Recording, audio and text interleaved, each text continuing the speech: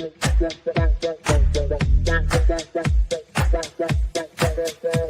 Connections Radio presents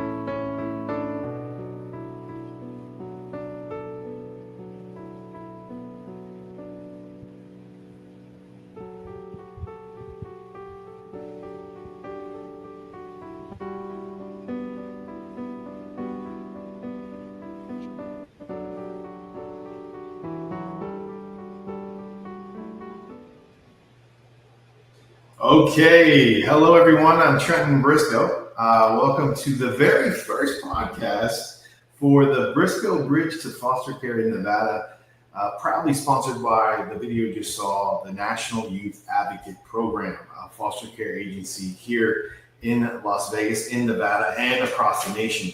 A quick disclaimer before we dive in: foster care policies and practices vary by state. I'm not claiming to be an expert. The podcast exists to help bridge the gap from those who know little about the system and want to learn more, to those considering fostering or just looking for a better understanding of how it works. Now let's kick things off. Our very first guest, my friend. She's been in the trenches. She knows the system. We went to college together. We had a criminal justice degree, if I remember correctly. And this is Maria Jacobi. Maria, how are you today? Thank you, Trenton. Yes, I am doing very well. Thank you for asking. So, Maria, can you share with the guests your experience in and around the foster care system?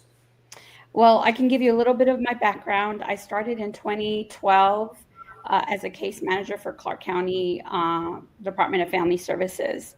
And I did it for a little bit, and then I decided to pull away, and I went with Nevada Early Intervention, which was great because I was basically building myself up because I knew I wanted to return back to Department of Family Services. And I eventually went to Child Haven. So I had learned a lot for like 9 months with early intervention, and I decided to work at Child Haven campus with mostly the Agassi Cottage, which is newborn to about 6 years of age. So Maria, you're bringing up a great thing. People are listening and they're watching and they're thinking, what's Child Haven? And I know this because every time I talk to people, they all say, what is that? Okay. Can you help the viewers, the listeners understand what is Child Haven? Child Haven is a 24-hour shelter for children that are removed from their families, their parents, due to negligence and abuse, child abuse. It is supposed to be a 24-hour emergency shelter for like a period of time for these children, but realistically, they are there for sometimes months at a time. But if there's no family and there's no foster parents to come and, check the child out, there's a lot of things that has to be fine-tuned before a foster parent can actually come in and take care of this child and see, especially with mental health involved. So to help everyone understand, this place houses the children who don't have a foster home to go to.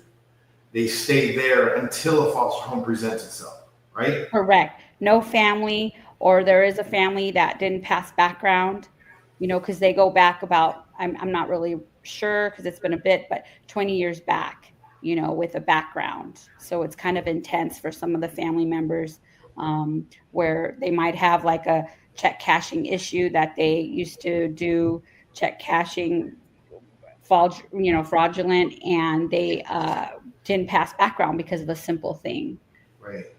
And do you remember, I kind of have an idea of this number, but I want to make sure since you actually lived it a little bit. Do you know the capacity that Child Haven has? It should have Agassi 12, I think 10, 12, 24. about 24, 2, 4, 6, no more than 80 for the whole campus. Okay, because I was told it was 90. Yeah, So that's probably about right. right. And I was also told that recently, and I don't, Mhm. make it completely right, but I was told by a person high up that there is currently over 120 kids on campus right now. And that's true because after school there's a high levels of intakes, and usually it's around Christmas time. Usually it's around summertime because the teachers report, and usually it's back to school where the teachers will report, or a lot of domestic violence causes stuff in the heat, Christmas holidays, and the children, it's a higher rate during this time.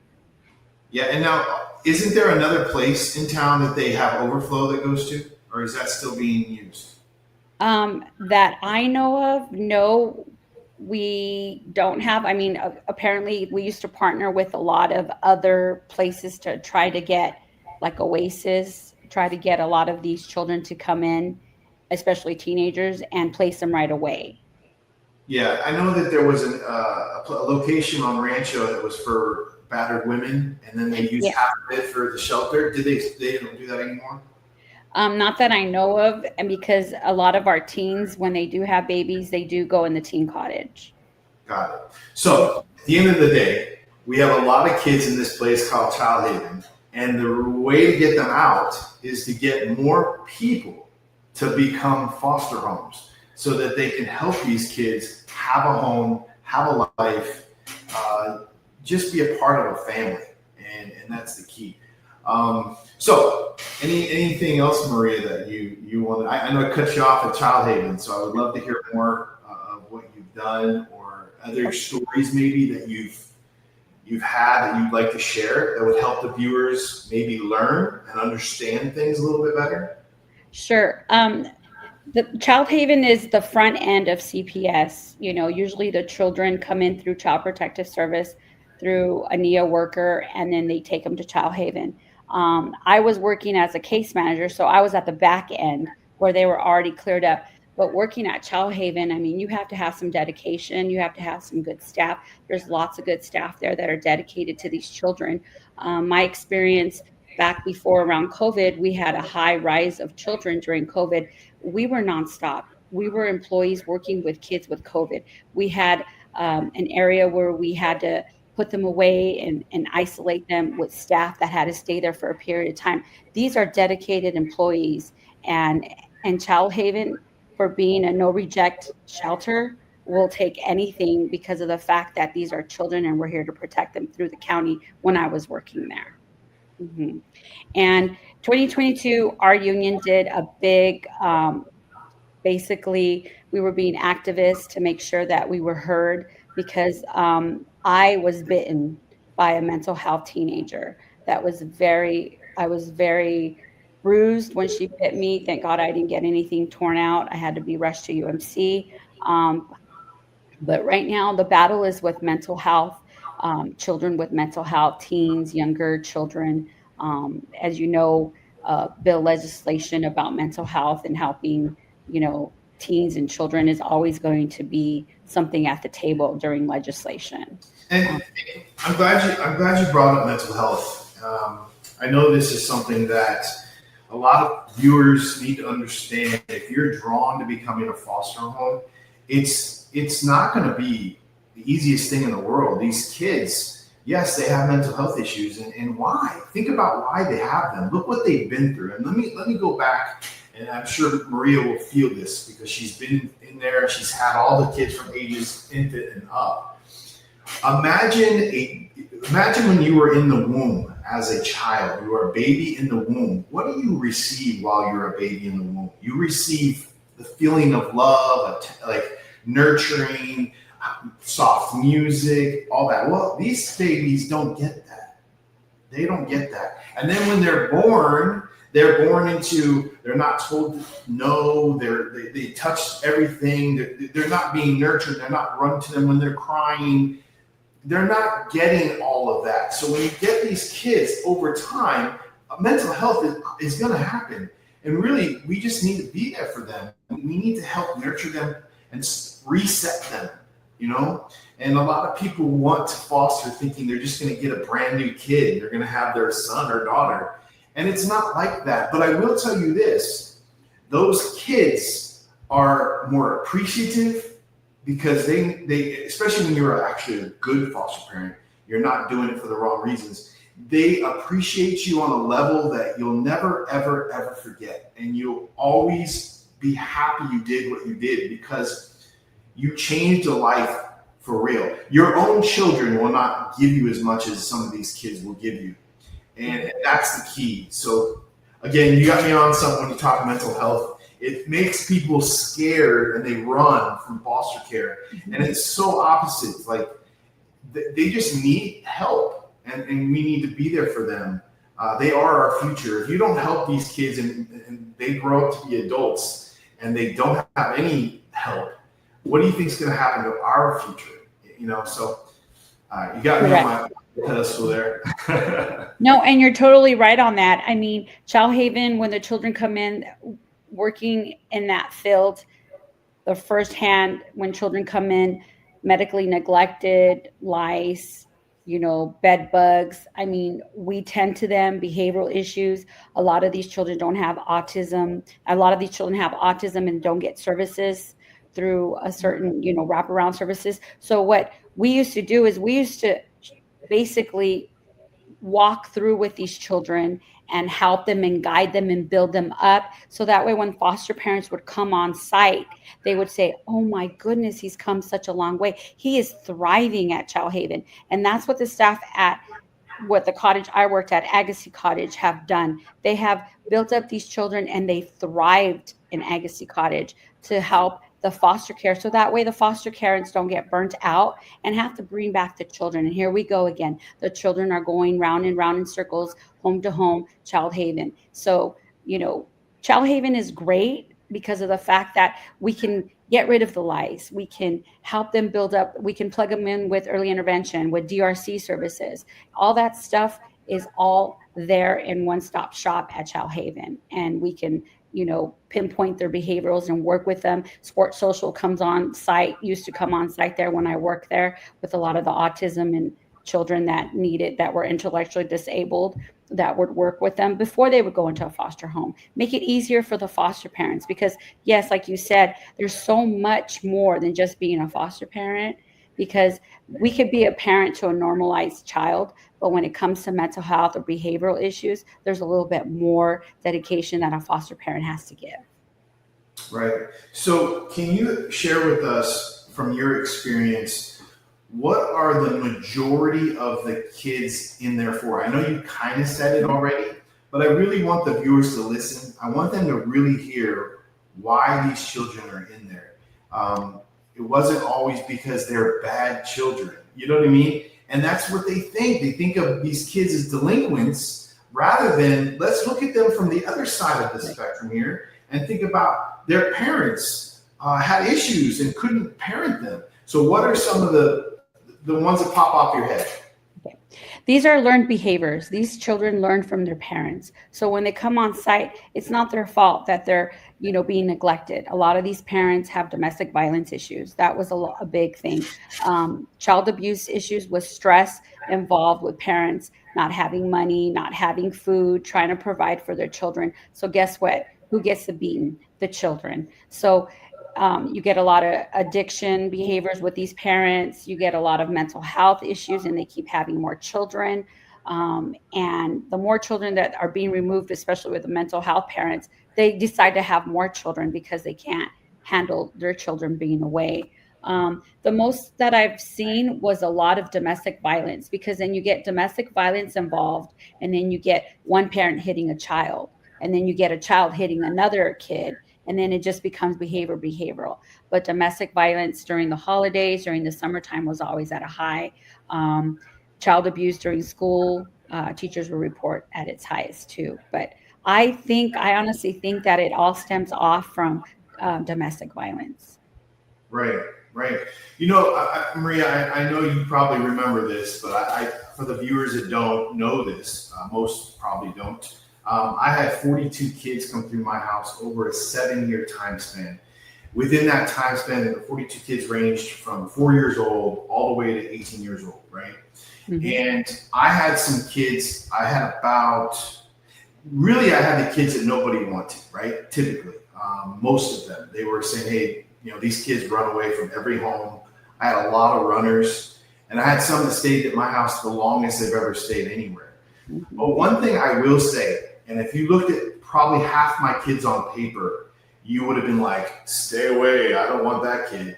And that's when I started realizing, as I was fostering in the system a couple years in, I realized that those kids that were everyone didn't want, mm-hmm. I had to have, because I knew that it wasn't their fault. And I knew that because I had a ton of kids already for the first couple of years. Correct. But the point I'm making is, I will say this, every single one of those children were great kids when they wanted to be. And it was all their parents, all of them. And there were even parents that were still in their lives. They got to see them, and they made the system believe, and they made me try to make me believe that it wasn't them at all. And sadly, if they're listening now, it's always been you. You were the adult. At some point, you did not do something, and your child went into foster care. I'm sorry, but that's just the truth. And it always came down to that. And one of the things that I taught my kids is, as soon as they got in my door, I said, let's all talk to each other about what happened to me. Let's all be open about it. Now, some kids didn't tell it right away, but they started to kind of be a part of this family, this team.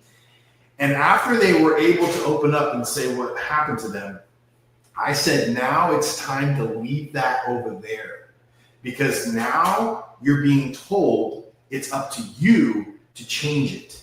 And you can't live in your past anymore. It's time to move forward. And if I see you when you're in your 20s and you're in jail or you're in trouble, I'm going to look at you and say, this is nobody's fault but yourself. And I understand people are like, that's harsh. They're in the foster system. I don't do that until I can break them down enough to show them that it's time to be that way. And unfortunately, these kids need a little bit of harsh reality, because they are in a terrible situation. And I always tell them that. I'm sorry that that's the way it is. But what are we going to do about it? Let's build on it together. I even tell them to forgive their parents, give their parents grace. Their parents didn't have the training. Their parents aren't bad people. They're just bad parents. In some cases, there are some bad people. Correct. That's the way you have to look at life. When you have these kids in your home, immediately one of the first things that parents do is, oh, little Bobby's such a sweet little boy. His dad is terrible. And they immediately hate the parents, right? Mm-hmm. I changed that. Don't hate those parents. Give them grace. You have no idea how they were brought up. Right. And unfortunately, they had a child, and now they're trying to do it different, and they didn't do it well either. Correct. And here's the problem. You worry about losing your child, the foster kid. Oh, what if it goes back home, and now I'm heartbroken? Well, maybe you should friend the parent that might get them back. And maybe that person can become like a younger brother or sister to you. And you could see their kid now. And now, not only do you have a new child in your life, but now you have a new family member, 2 new family members. And sometimes that works. I still talk to some of the parents to this day. Sorry, I just got my little boat about that. No, and you're fine, because you know what? Talking to town, when I was a case manager and at Chow Haven, Trent was the best foster parent for teens, because you had consistency in your home, and teens need consistency, even though they didn't have it as a child. But as a teen, consistency is the best, and a schedule where they know they're going to be held responsible for. And you were the best foster parent for those kids that were placed in your home, because those kids needed that consistency, not necessarily a father figure, but the consistency of a home that was going to be always the same. So that way they know that they have something in life that, they're going to go to work, eventually work 8 to 5. So that's consistency. You're going to go to church on a Sunday. That's consistency. Right. So yeah, you were by far, I mean, I'm going to praise you right now because, you know, you were a good foster parent at that time. I put a lot of effort into my time. I made sure that, you know, we went on hikes every weekend. We went to a restaurant once a week. We had game nights. We had, you know, Taco Tuesdays. We had spaghetti Sundays. Traditions. They never had traditions. I remember I took one of my kids on his first day with me. I took him to Target, and I said, dude, all you got is 3 pair of sweats. Well, let's buy you some jeans. It's cold outside. And we're buying some jeans, and he starts crying. I'm like, he's 13 years old. I'm like, what are you crying for, man? And he goes, I've never owned a brand new pair of jeans before. And I was like, what?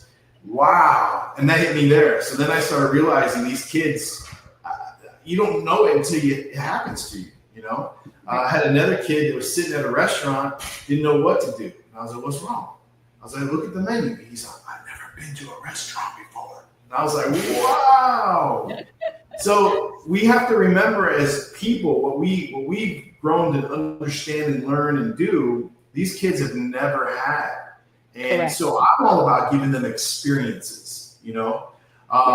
And since we're on that topic too, sports, right? Sports is a huge thing in my life. I've coached all my life. I remember when I started fostering, I said, you know what? I'm going to put these kids in sports. Man, I'm going to coach their team. I had some kids that were all the same age. So I'll make my own team, you know? And to this day, 42 kids later, one kid got through a full sports season. Good. One, that's it. One. They all quit.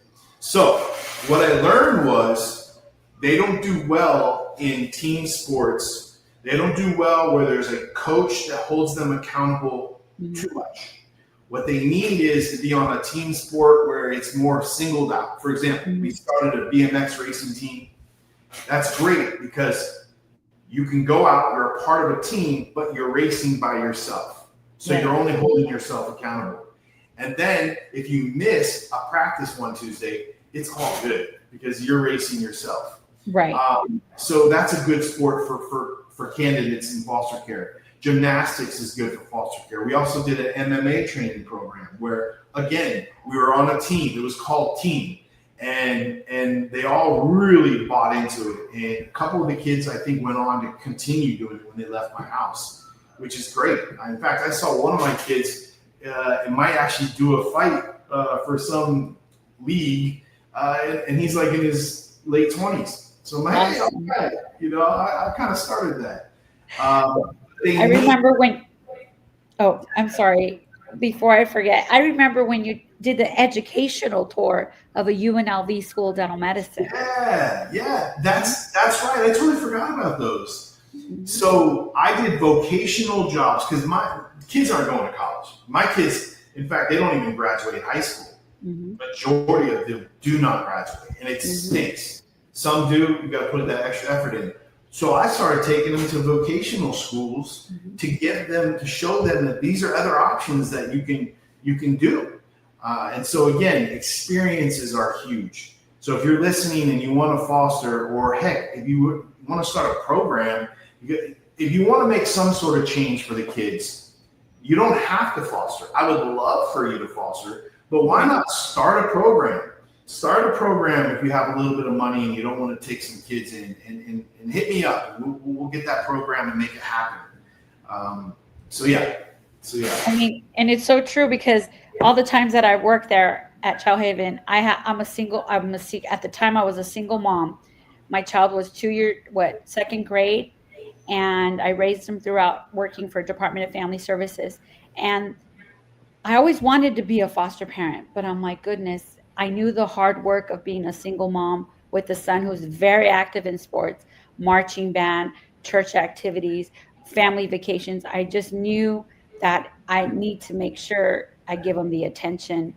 And I was scared that I wasn't going to be able, because I would give all my attention at work, and then coming to work with another child, I just felt it wouldn't have been fair, you know. But now that I'm 51 and I'm living here by myself, I'm like, sometimes I think about Well, maybe I could take a teen on. Is Maria ready to join the National Youth Advocate Program?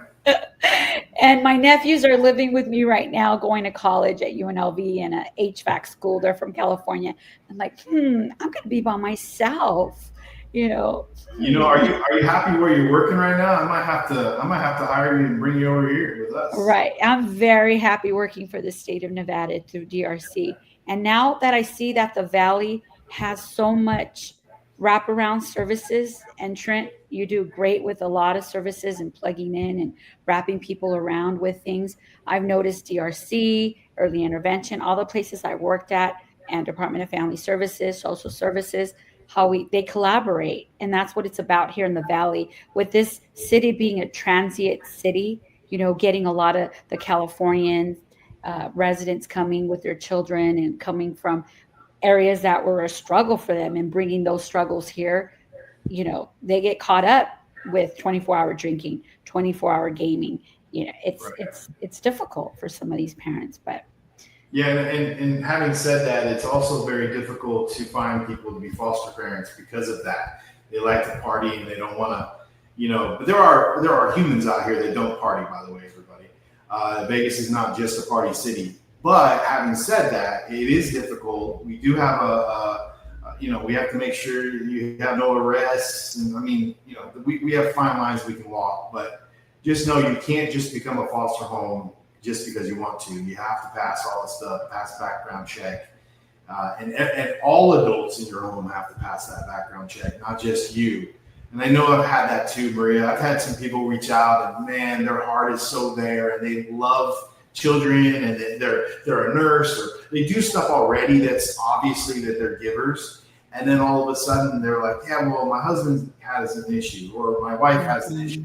I'm like, I'm so sorry, but we just can't approve you if that's the case. And just know that, be prepared to possibly be let down if you know about that situation in your home. And you can't hide it. A lot of them, I've had them try to hide it. And I'm like, it's gonna come up, Right. You can't hide it. But here's what I try to tell them, especially let's say this nurse that I had. I said, hey, I know how badly you want to do this, and I can hear the heartbreak in your voice. I said, but I could always make you a non-primary, and you could go to a house and help somebody at a house. And I think that's the viewers need to understand what a non-primary is. A non-primary is somebody who gets checked off by the system, background check and everything, and they're attached to somebody's house. And it's kind of like a glorified babysitter. You can use them as a babysitter. I know when I was fostering, I made my dad the non-primary. So if I had to go somewhere and take a vacation for a day, I used to take Wednesdays off. My dad would come over and be me. And then I'm a single dad when I foster. A lot of people don't know this either. You can be single. You just got to make sure you have all your stuff lined up on how your extra support.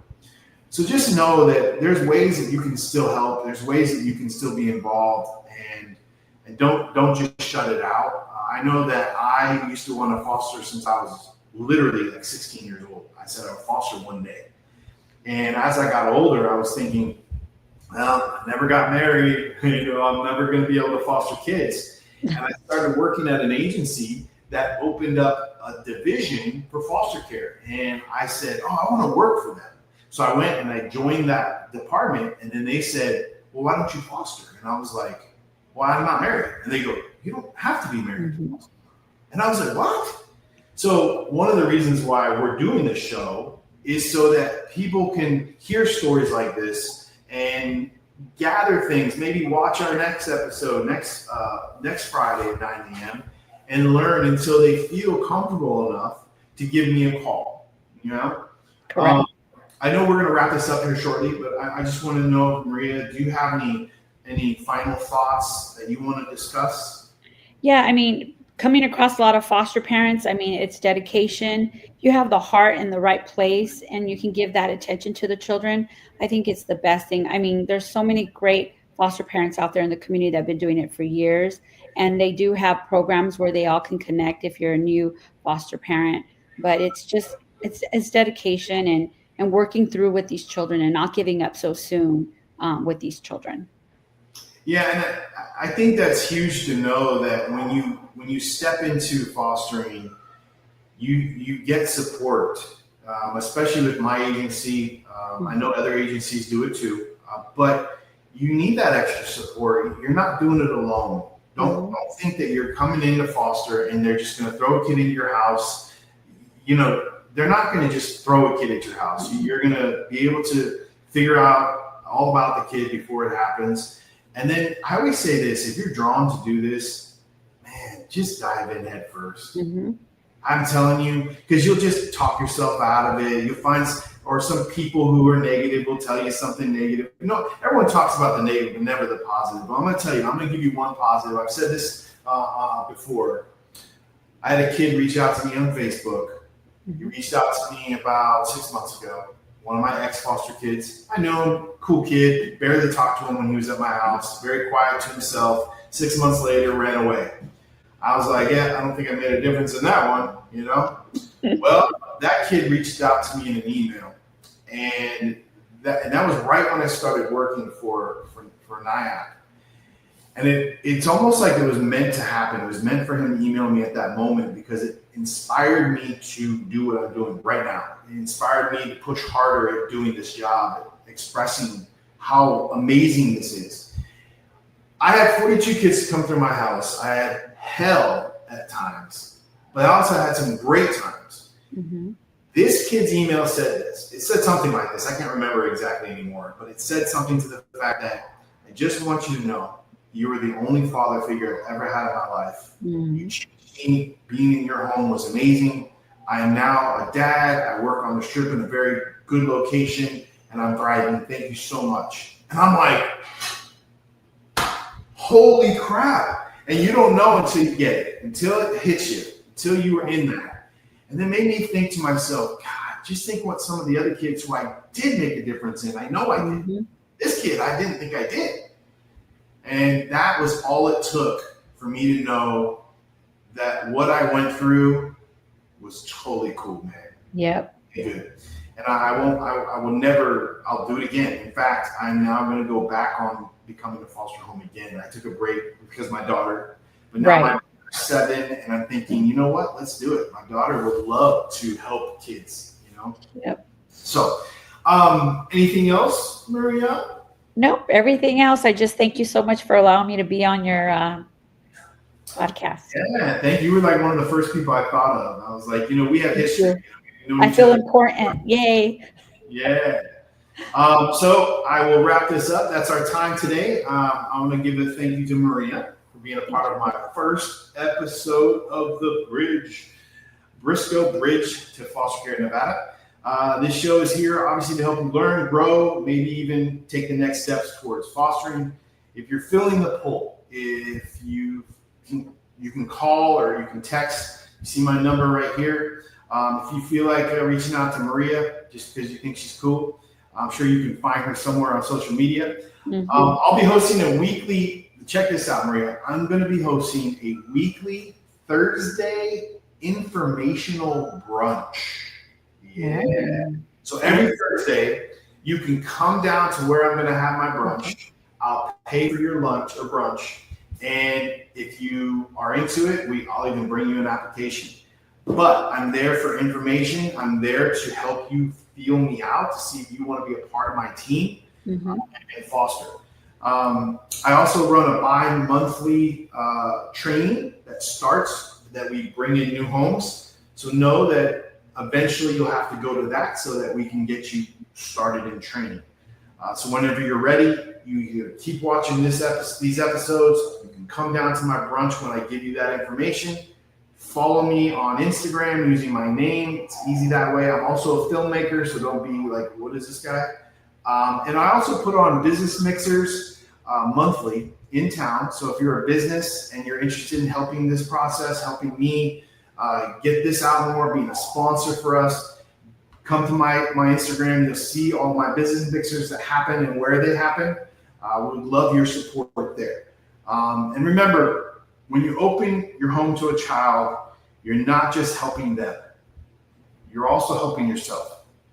These kids will teach you a thing or two about life, resilience, and love. If this speaks to your heart, I'm here to help you take that next step, change lives, one home at a time. Thanks for listening. Thanks for viewing. Maria, love you. And let's catch up soon, okay? Thank you. Yes, for sure. All right. Thank you, everybody. Till next Friday, 9 a.m. Take care. PR Connections Radio thanks you for watching this podcast. Check out more episodes of this show and our others at prconnectionsradio.com.